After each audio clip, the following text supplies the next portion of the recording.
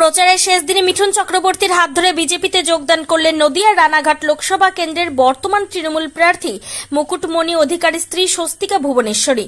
শনিবার রানাঘাট লোকসভা কেন্দ্রের প্রচারের শেষ দিন। এদিন নদিয়ার তাহিরপুর হাই স্কুল ময়দানে রানাঘাট লোকসভা কেন্দ্রের বিজেপি প্রার্থী জগন্নাথ সরকারের সমর্থনে নির্বাচনী প্রচার ও জনসভার আয়োজন করা হয়। সেখানে উপস্থিত ছিলেন জগন্নাথ সরকার, বিজেপির একাধিক নেতৃত্ব সহ মহাগুরু মিঠুন চক্রবর্তী।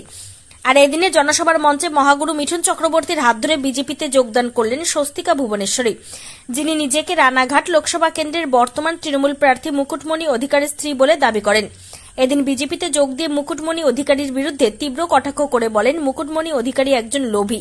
যেখানে জগন্নাথ সরকার জনদরদি, লোভী কেউ সাংসদ হতে পারে না। উনি বলবেনই, ওনার আর কিছু নেই। মুসলমানদের ভয় দেখানো ছাড়া ওনার কাছে আর কিছু নেই। কেন 10 বছর ধরে ভয় দেখিয়েছেন, কিছু দেননি। মুসলমান ভাই বোনদের জিজ্ঞেস করুন, যা প্রমিস করে দিয়েছে দেবে না। এবার চ্যালেঞ্জ করছি, ভোটের সময় যত কিছু বলছেন ভোটের পর দেবেন কিচ্ছু দেবেন। একদম একদম, মানে উনি যা বলছেন সব মিথ্যে। বলুন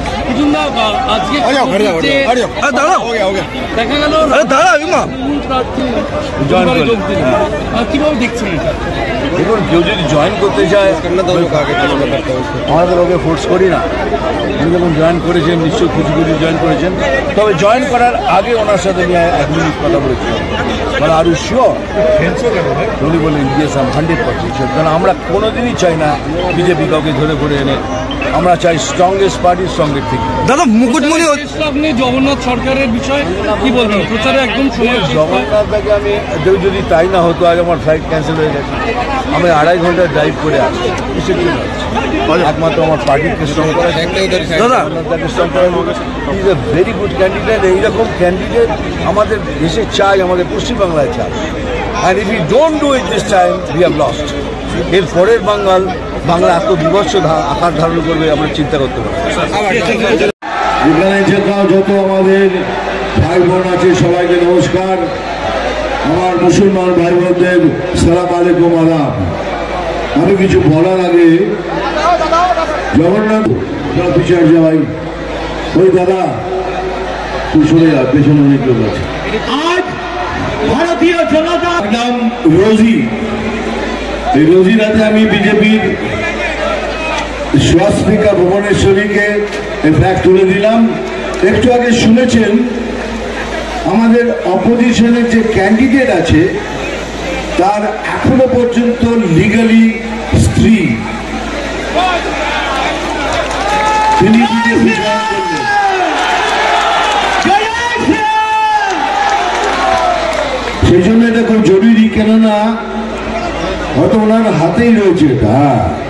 উনি যে এখনো লিখিত আমাদের যে অপোজিশনের আছে তার লিগালি, মানে আইন মতো এখনো স্ত্রী, সেটা তিনি কিছু বলতে চান। বলো 1 মিনিট। মুকুটমণি অধিকারীর লিগালি রেজিস্ট্রি করা ওয়াইফ আমি, স্বস্তিকা ভুবনেশ্বরী। ব্যাপারটা হচ্ছে, গত বছর 28শে মে 2023 উনি আমাকে রেজিস্ট্রি করে বিয়ে করেছেন। সপরিবারে ওনারা বারংবার 14-15 বার আমার বাড়িতে, আমার দরজায় এসেছেন। এবং বিয়ের এই সমস্ত উৎসাহ, রেজিস্ট্রি বিয়ের সমস্ত উৎসাহ মুকুটমণি অধিকারীর নিজেরই ছিল, একদম নিজের থেকে। সেই সব সমস্ত অবভিয়াসলি এফআইআর, তারপরে ক্যালকাটা হাইকোর্টের মাধ্যমে রিট পিটিশনে চার্জশিট, সব জাস্টিসরা জানে। ওনার পাঠানো টেক্সট মেসেজ, এবং আমি বিদেশে ছিলাম বাইরে, ওখানে বিদেশ থেকে আমি ডেনমার্কে ছিলাম, কোপেনহেগেনে। ওখান থেকে আমাকে জোর করে বারংবার মেসেজ পাঠিয়ে আনিয়ে চার্জ হিস্ট্রিতে তা প্রমাণিত হয়, যেগুলো অ্যানেক্স করা আছে হাইকোর্টের রিট পিটিশনে, চার্জশিটে। তো ব্যাপারটা হচ্ছে যে আমাকে জোর করে আনিয়ে ওনারাই আমার দরজায় বারংবার আসে এই বিয়েটা করার জন্য। উনি বিয়ের ব্যাপারে মানে মুকুটমণি অধিকারীর মারাত্মক উৎসাহ ছিল এবং ওনার পরিবারের। তো তারপরে রেজিস্ট্রি ম্যারেজ হওয়ার পরে 28শে মে 2023 উনি রেজিস্ট্রি ম্যারেজ হয়ে গেল। এবং সেই যে চলে গেলেন ছেড়ে, সেই যে চলে গেলেন, বাস একেবারেই লাপাতা, মানে বেপাত্তা। এবারে সেটাই তো আপনারা, মানে মুকুটমণি অধিকারী এবং তার পরিবার আমাকে এবং আমার মাকে, আমার তো বাবা নেই, ভাই বোনও নেই, আমি আর আমার মা একলাই। হ্যাঁ, তো আমাদেরকে পুরোপুরি ঠকিয়ে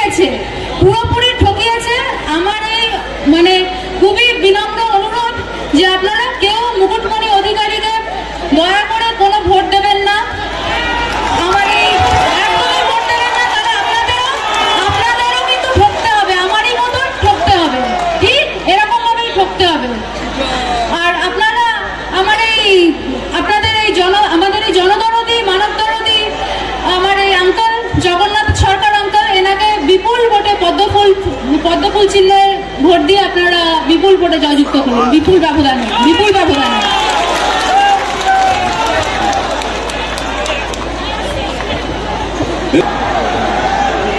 আমি কিন্তু বলবো না দাদা, এই যে একটু পেছনে হাঁটো, ওখানে অনেক লোক আছে। দেখো এত ক্যামেরা হাতে, ক্যামেরা কিনেছো কিসের জন্য? কাউকে তো দেখিনি কথা বলতে, এখন থেকে এলাম সবাই নেমে ধরে আছে। তো সে কাজটা পুরো করো। চলো আমি এদিকে আসছি, ছবি তুলে নাও, চলো।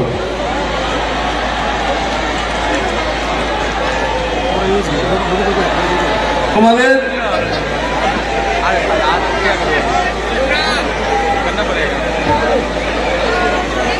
চলো তোমরা তোলো ছবি, হয়ে গেছে?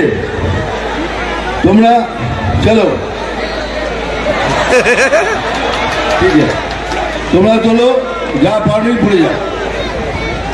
এই ঠিক যখনই আমি স্টেজে উঠবো, আমার কানের কাছে দিয়ে ফুসফুস করে বলবে, দাদা চশমাটা খোলো।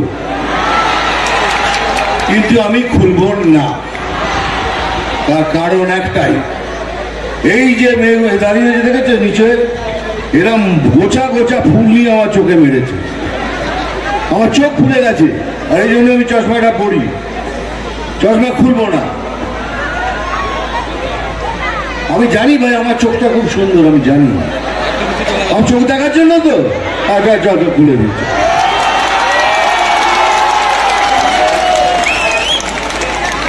এই চোখটা দেখার জন্য পৃথিবীর লোকরা বসে থাকে, জানিস?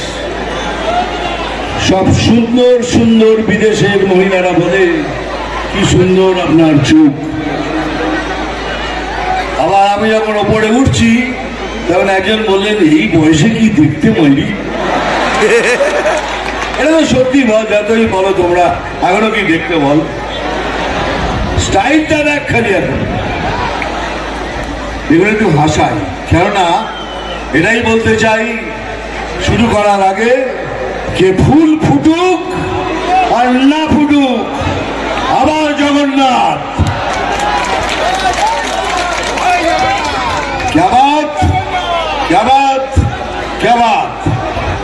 এবার কাজের কথা বলি। শুনছেন চেঁচামেচি করে বলছে সিএএ, মুসলমান ভাইরা তোমাদের তাড়িয়ে দেবে, এই করবে, ভোট দিও না, আমাদের ভোট দাও। এই একটা পার্টি যার জন্ম লগ্ন হলো মিথ্যে লগ্ন আর দুর্নীতি রাশি। এই পার্টি সকাল থেকে সন্ধ্যা অবধি মিথ্যে কথা বলে। সিএএ শুধু মুসলমানদের জন্য নয়, এটা আমার জন্যও লাগু, খ্রিস্টানদের জন্যও লাগু, যারা পাঞ্জাবি ভাই আছে তাদের জন্যও লাগু। সিএ নাগরিকত্ব কেড়ে নেবার আইন নয়, নাগরিকত্ব ফিরিয়ে দেবার আইন। যে মিথ্যে কথা বলছেন এটা সম্পূর্ণ মিথ্যে। আর যদি এটা প্রুফ না হয়, আপনার কাছে যদি আপনার আধার কার্ড থাকে, তাহলেই হলে আপনি ভারতের নাগরিক। এখন আপনি যদি পয়সা দিয়ে জালি আধার কার্ড করেন, তার জন্য তো আমরা দায়ী হব না। যতক্ষণ পর্যন্ত আপনার কাছে পরিষ্কারভাবে সত্যিকারের আসলি আধার কার্ড আছে, আপনাকে ভারতবর্ষের থেকে কেউ তাড়াতে পারবে না। আর যদি এরকম দিন আসে, আমাকে ডাকবেন, এই ময়দানে আসবেন, থুতু ফেলবেন, আর আমি সেই থুতু চাটবো। কত বড় কথা বললাম, সেই থুতু আমি চাটবো, কেন আমি জানি আমি সত্যি, আমি মিথ্যে বলছি।